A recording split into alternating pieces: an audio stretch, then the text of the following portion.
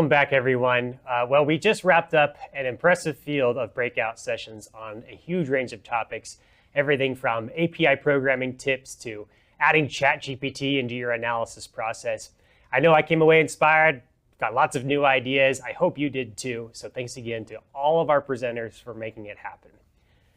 For our afternoon session of D2M, we're focusing on education and collaboration, how people are using tools to learn together and speed up innovation.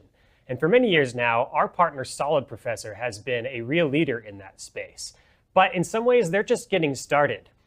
Joining me now is Rachel Jones, Content Solution Architect at SolidProfessor. Rachel, I hear you have some exciting updates on what SP has been developing this year. Thanks for joining us. Thank you, Damon. It's really good to be back here. Earlier this month, I got to hang out with Tim and help announce SOLIDWORKS 2026 and all the collaboration efforts we did with Hawkridge for the What's New content. Things that viewers saw today and can also be found on the SolidProfessor platform. So thanks for having me back today to talk through a few of the amazing updates that we've made in 2025 and more coming down the pipeline that I think today's audience is really going to love. Sounds great to me. If you don't mind, just before we get too deep, let's back up here. What exactly is SolidProfessor? Of course. So SolidProfessor is an online learning platform built for engineers by engineers. Whether you're new to a tool, brushing up on skills, or diving deep into advanced topics, we've got something for you. And if you're a Hawkridge Systems customer, you'll likely already have access through your subscription, which is great news because there's so much for you to check out and really leverage that SolidWorks investment. Yeah, I love that. I mean, SolidProfessor really does help the Hawkridge Systems customers. They make the most out of their SolidWorks licenses. They're using the platform all the time. You said that the platform now has what's new in SolidWorks content, I assume for 2026. Can you tell us more? Absolutely. So last year we kicked off a What's New in SolidWorks series. And this year, of course, we're expanding to include 2026 enhancements.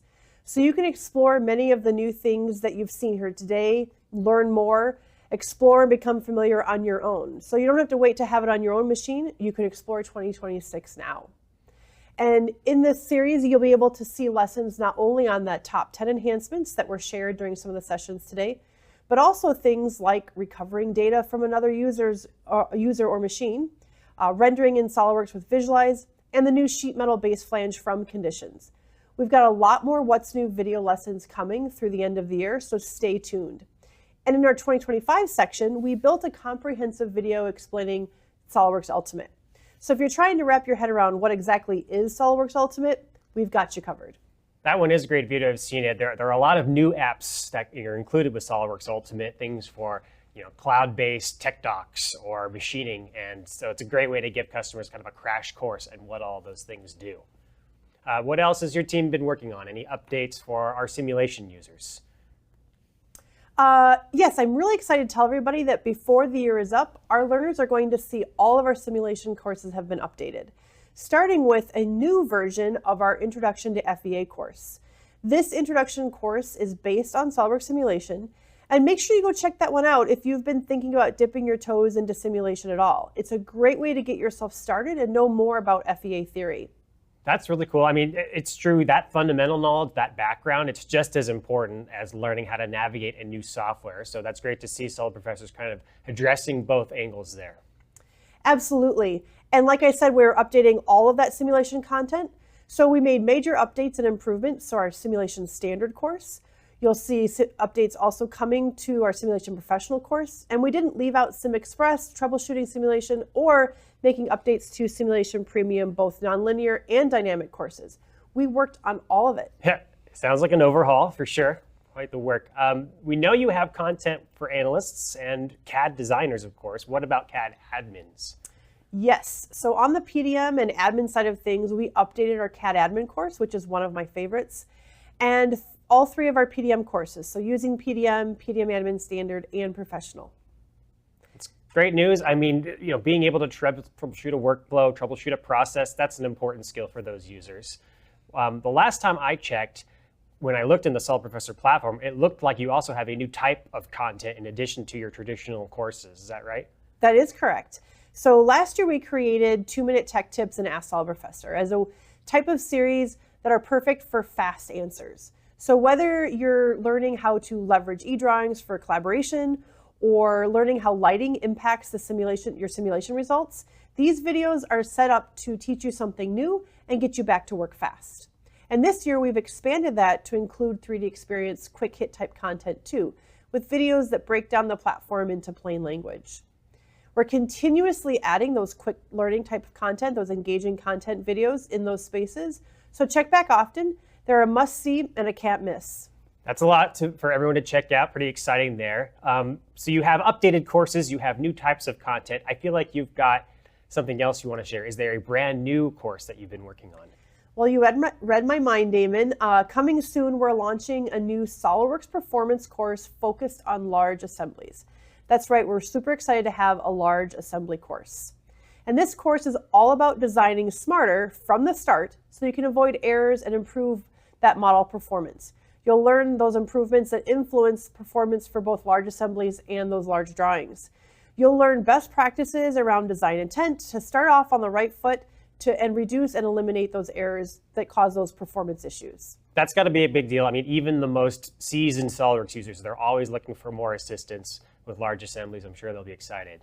Absolutely. I'm super excited to offer this course. It's practical, actionable, and built from real-world workflows. Rachel, you've got a lot of great updates you've shared with us today. Very exciting stuff. But I bet you get this question a lot. Does SolidProfessor only create content for SolidWorks users? That's a really good question, Damon. And while a lot of our content really is geared towards SolidWorks and the 3D Experience community of learners, we offer a lot of other CAD tool learning, including also some CAD agnostic content like engineering graphics and spatial visualization. You'll also find content for OrCAD. We've got OrCAD Capture Essentials, OrCAD PCB Essentials, and OrCAD PSpice Essentials content as well. That sounds huge. I mean, we all know electrical designers need training just like the rest of us, so I'm sure they'll be excited to see that. How do our users make sure that they know when a new course has been released in SolidProfessor? That's a great question, Damon. Thank you for asking that, because new this year, we added a list of releases to the dashboard.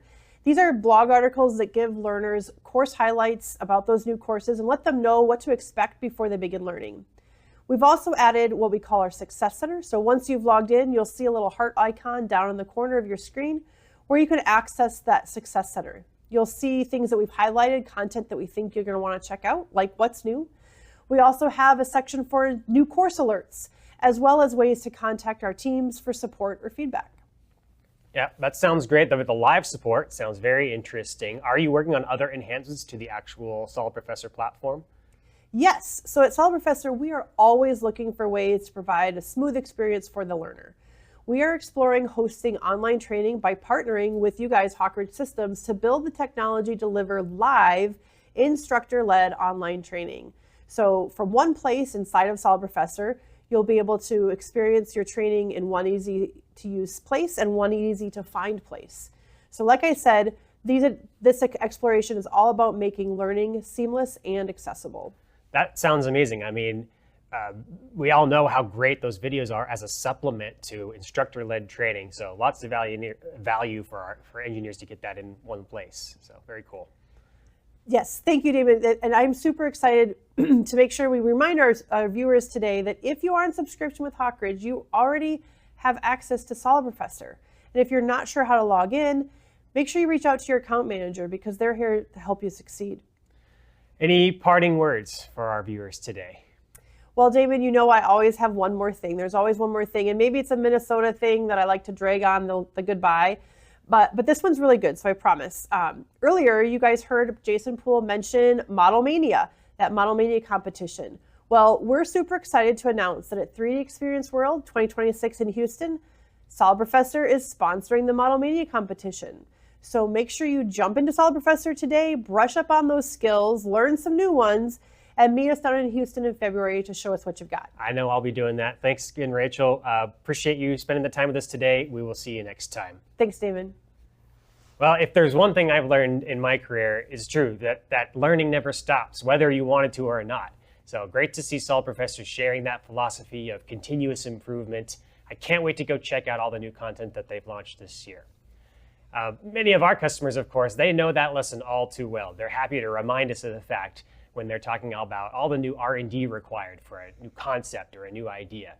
Last week, Tim Newton got one of those stories when he caught up with the team at the Center for Advanced Design and their customer Carbon Pursuit to learn more about a new product for the automotive market and how their design process has been evolving to take on this challenge. So let's take a look.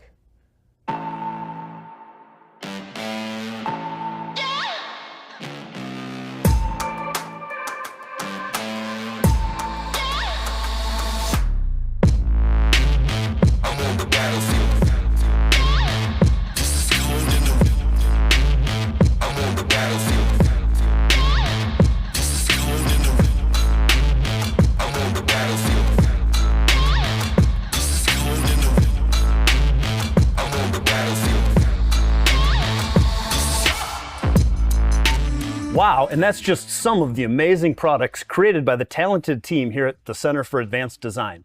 And we're on site today at CAD here in Elk River, Minnesota with Mark and Jesse, longtime partners of Hawk Ridge Systems who truly push the envelope of what's possible in design, engineering, and manufacturing. And a little bit later, we'll bring out Frank from Carbon Pursuits. And Frank's a customer of CAD, and he's going to tell a little bit about how their innovation enables him to bring new products to market. For those who don't know, what makes CAD so innovative?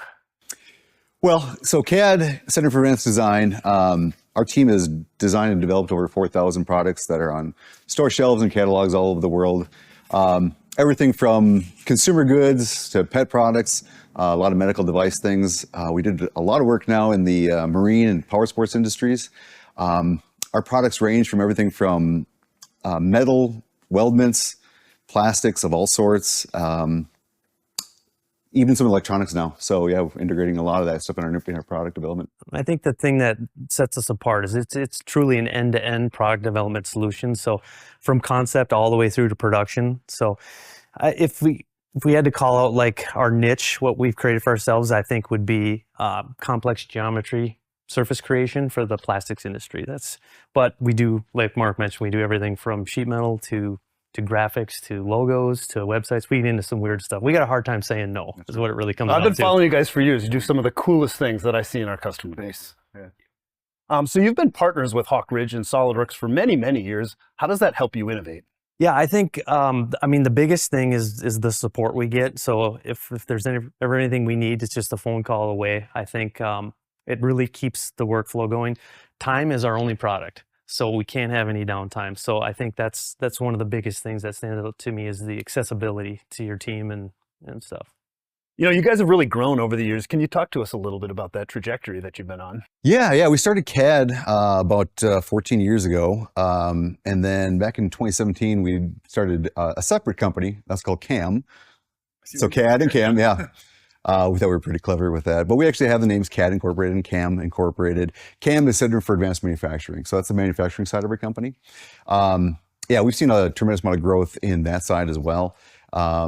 We do a lot of mold making, a lot of plastics, injection molded parts, blow molded, rotomolded, kind of everything with plastics and metals. And then, so we do a lot of new products that were developed at CAD. Sometimes we bring them over to CAM and then we manufacture the products, bring in the whole goods, or we do some of the assembly, packaging that ourselves as well. Yeah, as Mark mentioned too, CAD is almost twice as old as CAM, but CAM was really born out of necessity. We got into some pretty complex designs where there's, like he mentioned, electronics involved, injection molding, metalwork all in one. So we'd get the design done and the customer would be like, well, where do we go now? And we'd point them in 6 different directions for all this stuff. And one day, one customer would say, well, can you just handle it for me? And kind of, it was like a light bulb moment for us. We're like, well, yeah, we can. So then we just figured it out. And that's really how CAM was born. What's growing fastest today? I would say CAM. I mean, CAD has been, let me put it this way, CAM would not exist without CAD. If we didn't have all of the design and development, the team to do that stuff, it'd be really tough to just do manufacturing, because how it works for us, our customers would come to us and then we would potentially design, make the validation documents, everything there. So they kind of get that full playbook of how to make a product. They do not have to come to CAM. They own the designs.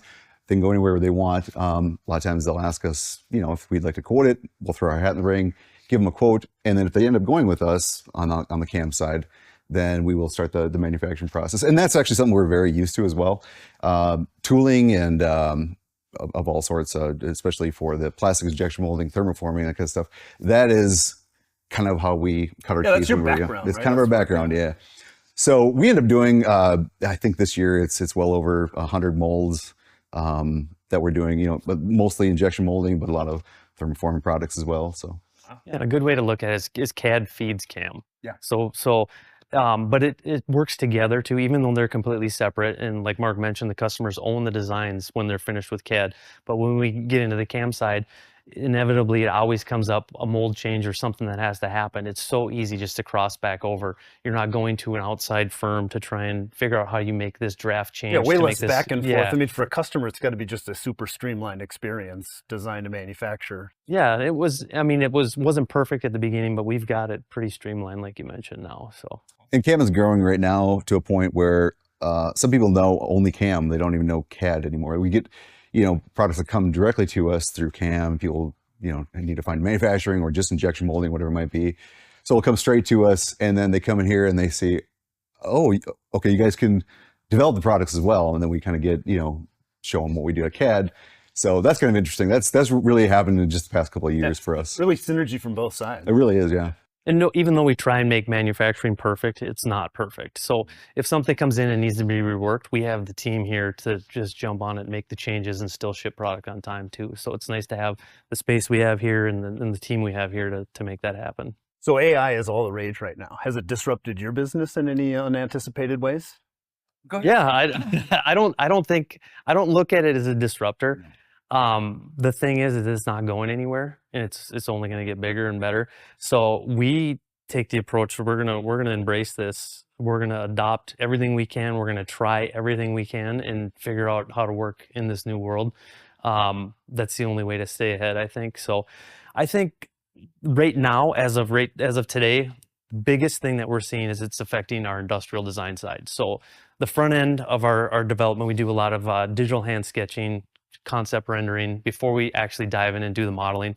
A lot of the presentations we do, that's really where we've seen the impact. So previously, like if Frank came to us and had a concept for a new part, I would sketch out 2 or 3 concepts and say we could do it this way, and this is how the tool is going to pull, and this is how it's going to work. And I'd have a few hours invested in that. So now what we do is I'll just do a quick line sketch, rough out what we're thinking. I'll process it through AI, and I'll get 80 to 100 concepts, and then I'll just I'll sort through those, pick the top 10, and then share those with the customer. And I'm doing that in about a quarter or a third of the time. It's not perfect. Everybody's seen AI images where there's little anomalies and things like that. So, what I would do is print out the top 10, and then I would digitally go in and fix what I need to fix. But I mean, it's just a way of expanding our offering. So you're going to get a concept out of AI that you might not have thought of that could end up going to production. So we're really trying to leverage that shotgun approach and capture everything we can to present the customer. And the benefit is, it's like I mentioned, a third of the time. So it's saving customers cost and giving them more options. That's awesome. Yeah, instead of resisting, wrap your arms around it and ride that thing like a snowmobile. So what are you seeing, Tim, on the AI side? How is Boy, there's SolidWorks a lot. doing? Yeah, I mean, there's Aura that was just launched, which is kind of like a chat bot inside to help new users and even old users leverage the tool in ways that we used to scrape through help files, the myriad of those, and forums and stuff. So it's bringing all that together. Another area that I'm excited about AI is there was a technology preview at 3DX World this year. That's our annual conference. And Manish Kumar, the CEO of SolidWorks, was on stage showing how SolidWorks could go from a sketch image of a linkage, a 4-bar linkage, into a detailed CAD model just through AI, no human interaction. And it wasn't just the sketch geometry on screen. They actually had like the relationships between the different linkages, and were able to do full motion, hands-free. Technology preview, but like that's just crazy. And I think these are the directions that we're going to be heading. And to your point, like it's just a tool that's going to let you iterate faster, give you new, fresh ideas, and you can throw out the ones you don't. It's going to let us canvas the design domain so much faster. I think time saving is the biggest change. So like graphics, for instance, like if we're doing a logo for somebody and it needs to be printed, we create everything in photoshopping a raster image because it's quick and easy and it's what I know. And then once the customer chooses that logo, we have to vectorize it so they can use it in a printing process or wherever we need. And that was the time consuming part for me. Now I just get that approved image, send it to ChatGPT, it kicks back the vectorized image, and we're off and running. And you can iterate from there if it's not perfect. It frees you up to work on the actual part you're designing, and you're not spending time dialing in the logo, you know? So just little things like that we're noticing right now. I think it's one reason also that we decided to invest so heavily in CAM. You know, we see that we had a little more time savings, which allowed us to kind of get into the CAM side, the manufacturing side a little bit more. That's one thing I don't really see, you know, going away from us as much, the, you know, the design development, and then there's the, you know, having physical parts and prototypes. So we have, you know, through the design process, we also use the 3D printers that are sitting back here. That's just always been kind of the process, or always for the past decade and a half or 2 decades or whatever it has been. But yeah, so the CAM side, we saw that there's this need for then manufactured products, and we're still using some AI tools, different AI tools than what we're using on the development side, but still there's so many tools now. It's probably more than we even possibly could know. You know, yeah, it's hard to stay you could go speed and abreast of all of it, right? You could research just the tools, not even the tool itself, just the possibility of all the tools. It's going to change everything. You know, and even like we're putting up a building right now, we're putting up our second building, and I'm using AI to write letters to the city to ask for a variance. And it doesn't sound like this ties into design stuff, but what it does is it frees me up to do the work I need to do. There's only so much time in the day. And if I can not sit in front of my computer drafting a letter for 2 hours, proofreading it and everything before I send it to the city. Spelling errors. Yeah, spelling errors. Yeah, that's a big one for me too. So yeah, we've been using that to free up our time to allow us to design more. So I think that's really totally an exciting time. What's the lesson about being adaptable in all of this? Well, I guess that's one, you know, thing for CAD and CAM both. We have a unique team, pretty lean, but everybody, you know, we can make quick changes. So if somebody's kind of, you know, stuck on a problem or on a project, jump into AI, talk to the people around them. But it helps to be a little clipper ship, you know, where we can just quickly move around. Yeah. Every piece of AI software that I'm currently using has come from one of our employees. So they'll come in and say, I found this last night, I think we could use this. And then if it's subscription based, we just buy it and try it and see how it works. And so we're just doing the shotgun approach thing again. We're trying everything we can out there to figure out what's going to work best for us. And we're not afraid to jump in and figure it out. And if some of them don't work, I mean, we tried a few and it's like, this is cumbersome and we're not getting what we want, and we scrap it, cancel the subscription, and then try something else. Yeah, kind of flexible, right? You can just come and go as you please. And yeah. We've heard how Mark and Jesse have evolved with change and how Hawk Ridge supports their innovation. Next, let's bring out Frank from Carbon Pursuits. He's a customer of CADs and CAMs and can share some of the projects that they've worked on together. Thank you. Yeah, it's been a great journey working with Jesse and Mark over the last couple of years. Carbon Pursuit's a pretty small family business founded on the idea of just creating carbon fiber parts for the snowmobile industry. You know, power sports in general, but we focus mostly on snowmobiles. Carbon Pursuit has just, you know, set off on this journey of how do we make parts that look aesthetic using carbon. You know, obviously that carbon has that great look to it, but also let's make it easy for customers and things like that. You know, we want to make sure that we're able to install parts quickly, that fitment is right. And that's where Mark and Jesse have really come into play is, you know, I'm able to come to CAD and say, hey, I have this idea for a part. And then they can kind of take it, you know, and bring it to life, leveraging a lot of, you know, the capabilities like our 3D scanning. We use 3D printing for a lot of prototyping, but at the end of the day, I have to be able to take that and run with it from a carbon standpoint. It's got to be a hard job, right? I mean, these things are already weight saved, shaved, you know, done by massive engineering teams. So your job is pretty hard. Yeah, we try to, you know, take what the OEMs have provided and then tailor it to, you know, a smaller customer base that might be looking to take these units and push them to the next level.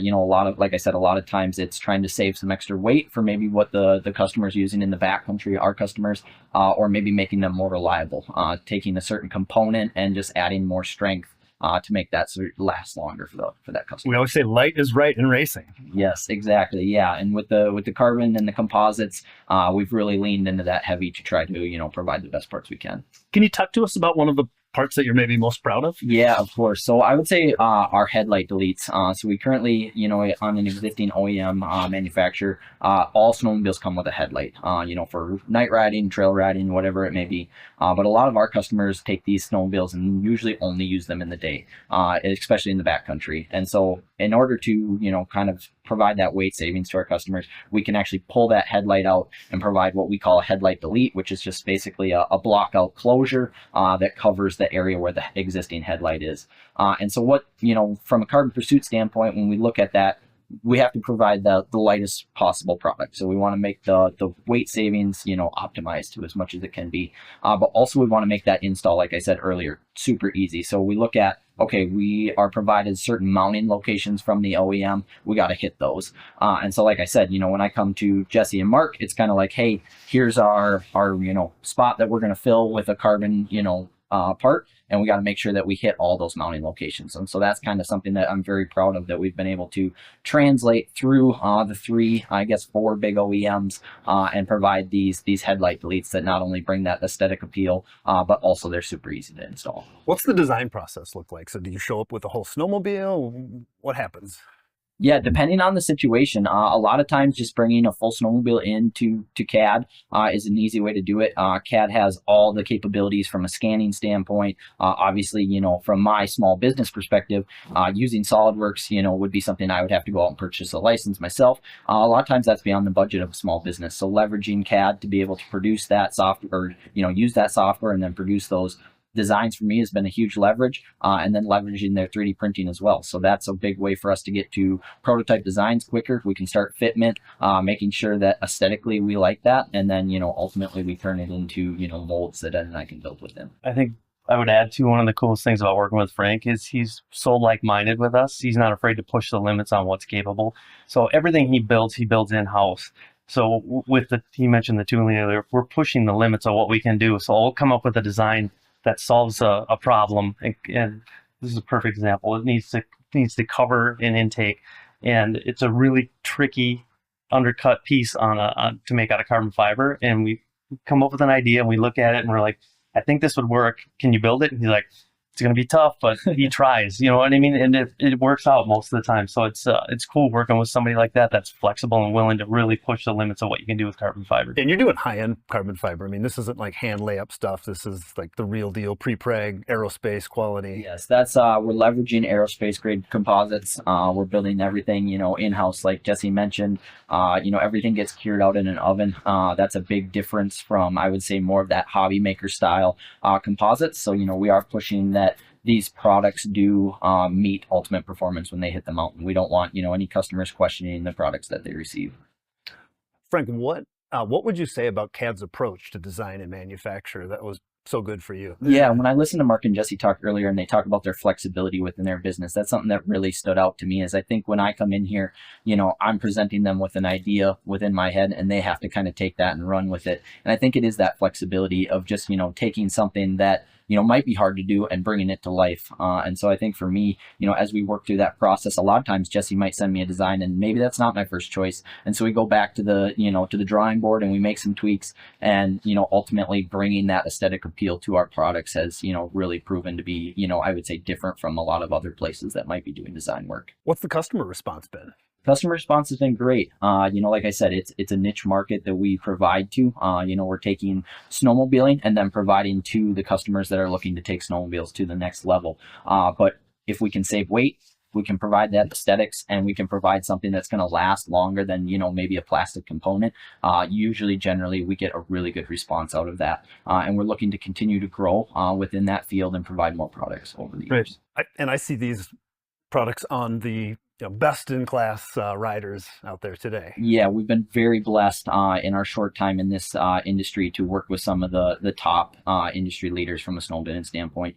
We work with guys that are truly spending basically a full winter on the snow, 100+ days on the snow, and pushing our products to the limits. And that's how we get that great rider feedback of what's working, what's not. If there is things we need to improve, we can improve upon that. That's a lot of times where it comes back to working with CAD. We might have something that, hey, we ran this product last year, we need to make a design update, and we can make that and provide a better solution to our customers.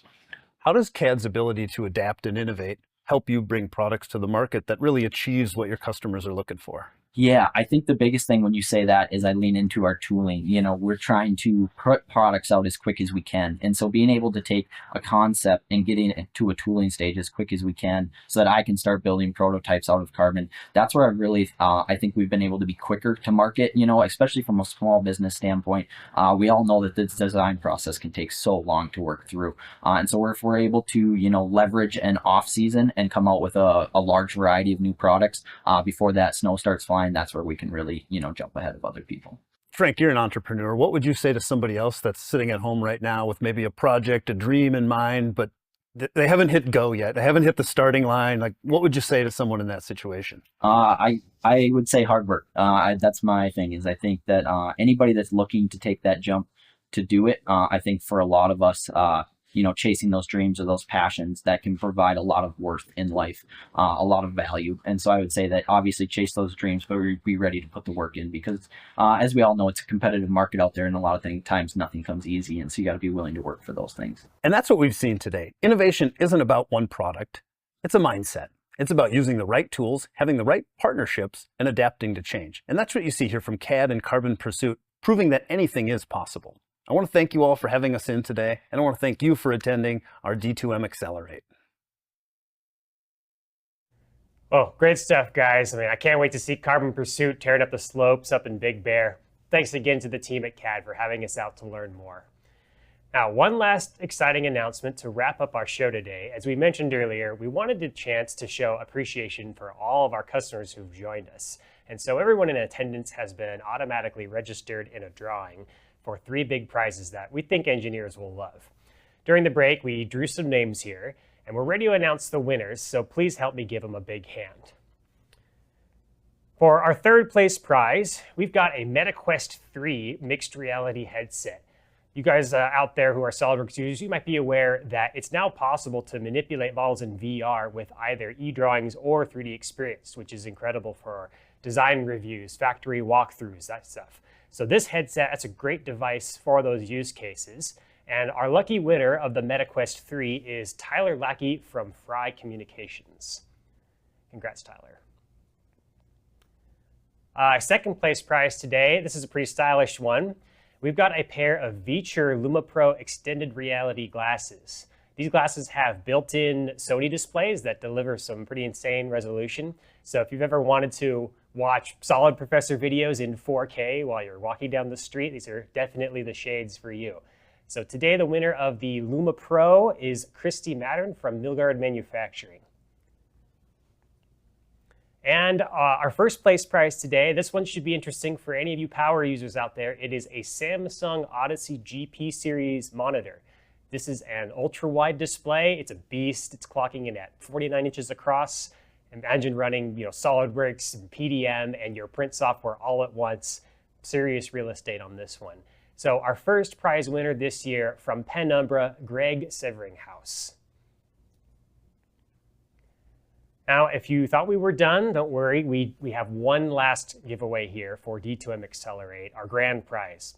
You've heard us buzzing today about 3D Experience World, from the Model Mania contest to product announcements to Jason Poole's surfacing workshop.